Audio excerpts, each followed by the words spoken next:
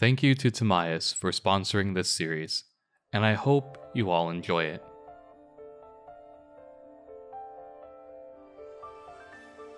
So, you've seen the hype and decided to take a plunge into the world of NIKKE. Let me be the first to welcome you to this incredibly immersive story.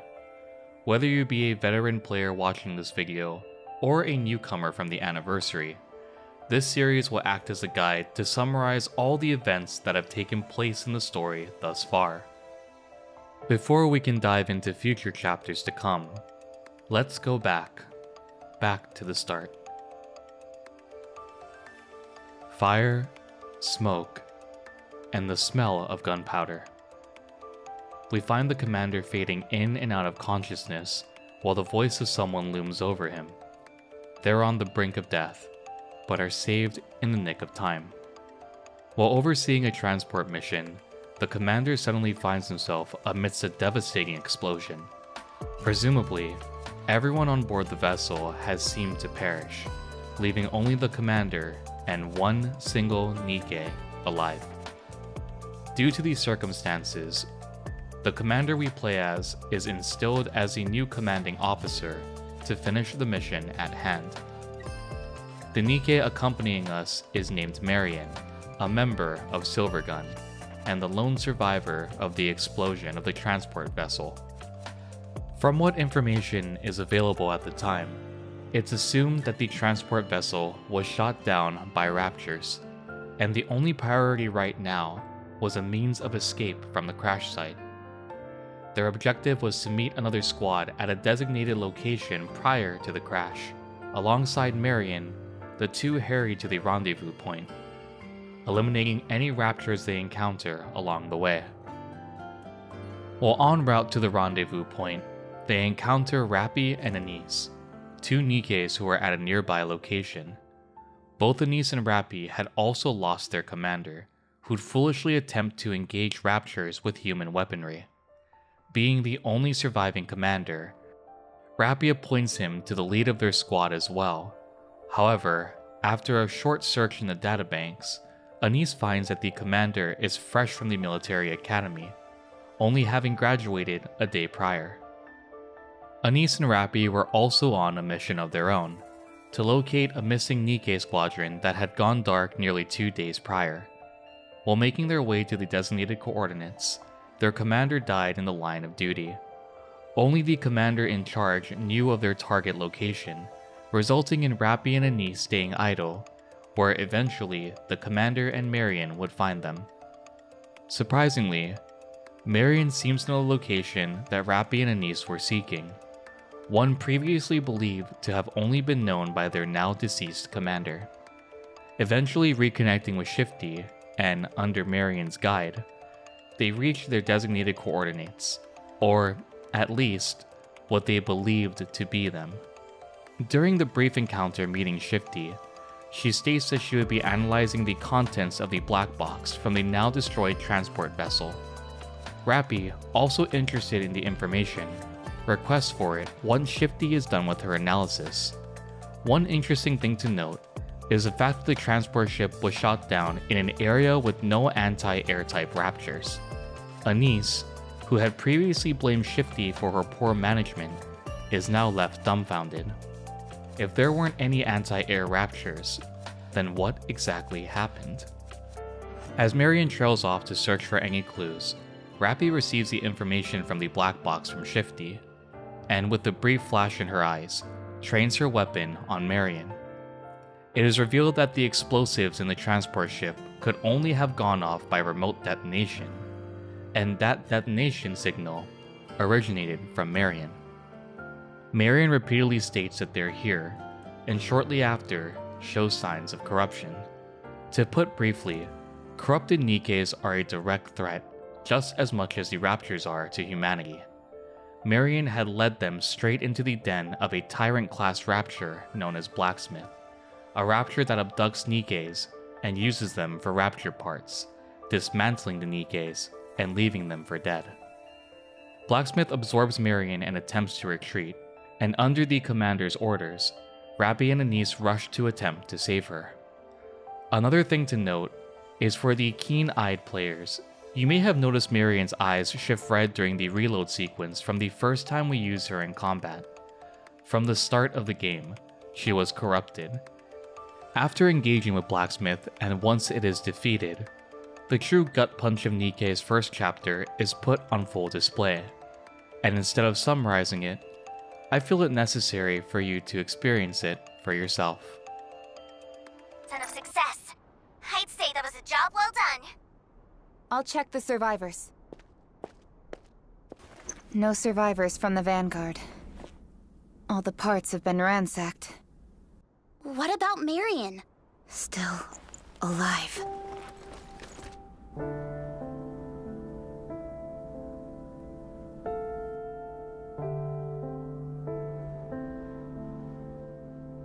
Over here.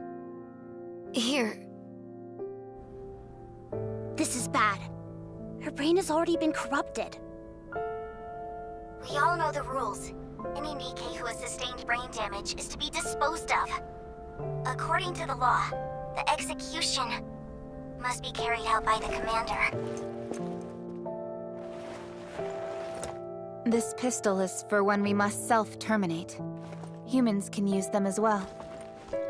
Just get in close. Perhaps I should do it? No. We NIKKEs cannot execute our own kind.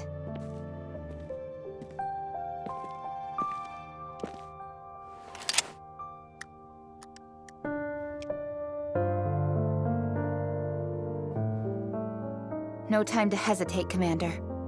If we don't get this done, she will probably become an irregular soon. Commander!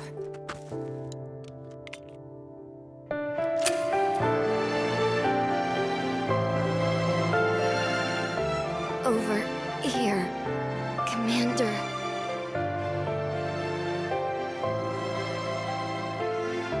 Commander.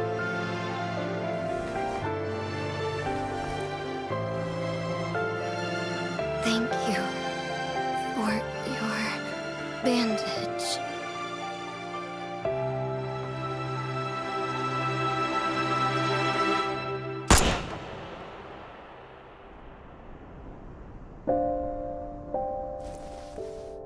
No signs of life. Official confirmation of death. Our investigation mission is complete. Head back to the Ark. Damn it!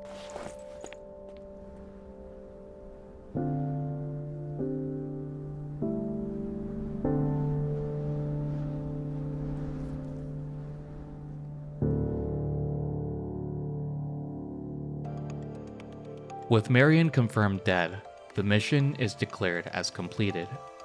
Heading back to the Ark, word of the commander taking down a Tyrant class has reached the higher-ups, and soon enough, they're summoned to meet the Deputy Chief, Anderson. Prior to their meeting, a short discussion is held regarding the time in which Marion was corrupted. Though Shifty suspects it was during their time on the surface, Rappy has a more insidious conclusion: that Marion was corrupted in the Ark. The chances of a novice commander surviving on the surface is already low to begin with, and the odds of one taking down a Tyrant class are even lower. Anderson, upon meeting with him, formally introduces himself and instructs the commander, Rappy, and Anise to head to the simulation room to conduct testing. Before leaving, the commander hits Anderson with a question, one regarding Marion's corruption in the Ark, and whether or not he was aware of it. Anderson's rebuttal is an interesting one, questioning the morals of the commander should someone maliciously enact to corrupt his NIKKE. Leaving Anderson, the commander meets with Ingrid, who conducts the simulation of tests to gauge the commander's ability with his NIKKEs in combat, and once they're finished, it is revealed that they're far below subpar, and that the odds of survival for that squad is less than ideal.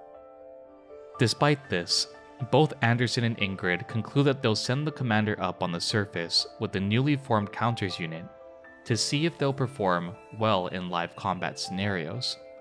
They pick a mission with high difficulty, and they put the commander in a state of pressure, hoping that this causes them to perform as they did on their first mission. With the instruction to return to the surface, the trio sets forth, but not before the introduction of Counter's final member. Neon, a member of Elysian, is instructed by Ingrid to watch over Rappy, Anise, and the commander, and is to report her findings back to her. In doing this, she concludes that she's a spy, and proudly introduces herself to the remainder of Counters. Following Neon's addition to the Counters, the commander is sent up to the surface to investigate a power station that's been overrun by raptures. Making a rather messy entrance in, crawling through years of built-up gunk, the group finally makes it there, and makes their way into the power station. Surprisingly enough, the raptors seem to be operating the place, generating a source of power all for themselves. This comes as a shock to the Counters, as raptors are deemed as simple direct-driven machines. They're believed to follow strict orders, but lack the intellect to complete complex tasks such as operating the power facility. This is the first glimpse in the story where we see raptors completing complex tasks, and this certainly won't be the last example of it either. After being discovered, and while trying to escape, Rappy loses her head, quite literally. A precise shot from a raptor decapitates Rappy, tossing her head to the floor. Though mortified, and after being snapped out of it by Anise, the commander manages to escape with Neon, Anise, and Rappy's head from the power station. So long as NIKKE's brain remains undamaged, they can obtain a new body and continue on fighting. For Rappy, this is exactly the case. Due to her brain remaining in one piece, they're able to save her, returning back to the Ark without any further casualties. Upon returning back to Anderson, the Counters learn that they will be banished from the Ark and sent to the Outpost. The Outpost is one of the few human-controlled settlements on the surface, and also, in-game, is the area we venture to for all our random encounters. Their mission was to investigate the power station. However, in the kerfuffle that followed the ambush by the Raptures, the power station was damaged beyond repair. 2 months of power that could have been used for the Ark was now gone, and their mission was deemed a massive failure. Though Anderson may seem genuinely disappointed, it is later revealed after the commander and Counters leave that he had sent them there to avoid the gaze of the watchful eyes of the central government. From the sidelines, both Anderson and Ingrid will continue to monitor their combat prowess, and with sending them to the outposts, they can now do it without the central government breathing down their necks. What's interesting to note here is the fact that the commander is being stationed in an area with his NIKKEs for a prolonged period of time. Normally, this would be the case if they were on a mission. However, the outpost has no Ark jurisdiction. Therefore, fraternizing with NIKKEs isn't out of the question. The outpost is desolate and dilapidated, all except for the commander's quarters. Unsurprisingly, both Neon and Anise need a shower after crawling through the sewer's water, so they take their time to freshen up. Rappy also rejoins the group, reinstating the fact that NIKKEs aren't human, but are instead weapons. They are mere tools to defeat the Raptures on behalf of humanity. Although the commander sees NIKKEs as equal to humans, for Rappy, at this point in the story, she cannot accept the commander fully just yet. As the group settles in the outpost, spending their first night together, they're awoken by the arrival of a rather wonderful individual. And yes, I say this with extreme sarcasm. Meet Siwin, the CEO of Missless Industries and one of the big three. She's made her way to the outpost to ask, demand, a favor of the commander and Counters. Bringing along Wardress, a squad composed of Uni and Mihara, she instructs the group to bring back a rapture from the surface. Siwin, displeased by the commander seemingly not knowing who she was, also decides to do a little display of dominance over the commander and Counters. I'd go so far to say this is just a god complex, but we're leaving my opinions out of this recap. Commanding Uni to bring the commander to his knees, Siwin steps on him and begins kicking him, saying that he should know his place, which, in this case, is both literally and figuratively beneath her. When counters attempt to retaliate for their blatant mistreatment of their commander, Siwin orders Mihara to subdue them. Uni and Mihara both possess unique capabilities. Uni can control other senses, toggling them on or off, while Mihara can swap senses with human or Nikke's. In this case, she swapped her senses with counters, instantly subduing them.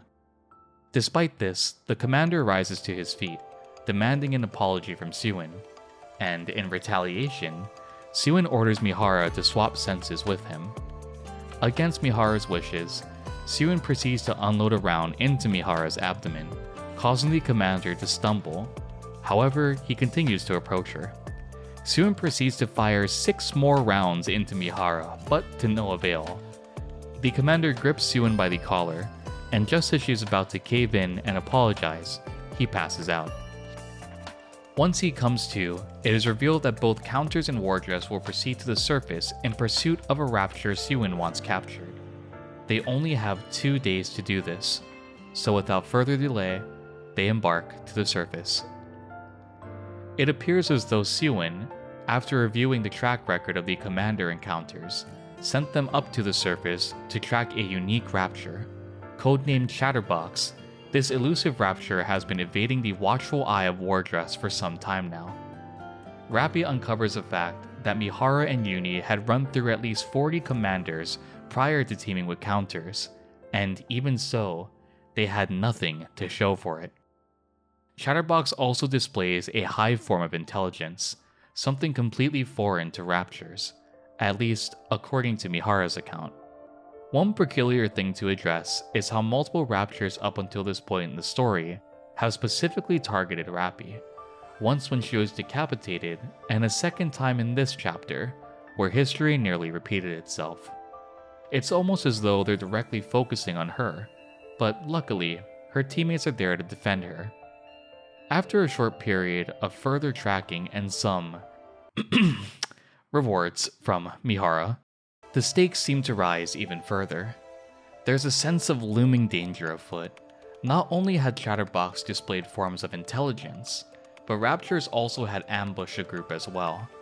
This is entirely foreign behavior for them, and both Wardress and Counters feel as though they should not push her luck any further. But they cannot go back. Siwin, being the little arrogant shit that she is, planned for them to return empty-handed. So, she did what any good CEO would do, and decided to forge evidence outlining the commander's betrayal of the Ark. Perfectly sound judgment if you ask me. She had forged documents of routes the commander would take in order to topple the Ark and the central government, and of course endorsed it all with a forged signature by the commander. Dangling the evidence as blackmail over their heads, the commander is forced to proceed with Counters and Wardress, practically continuing their suicide mission. Despite the danger, it seems that they have no choice but to push onwards, until they uncover the identity of this elusive rapture.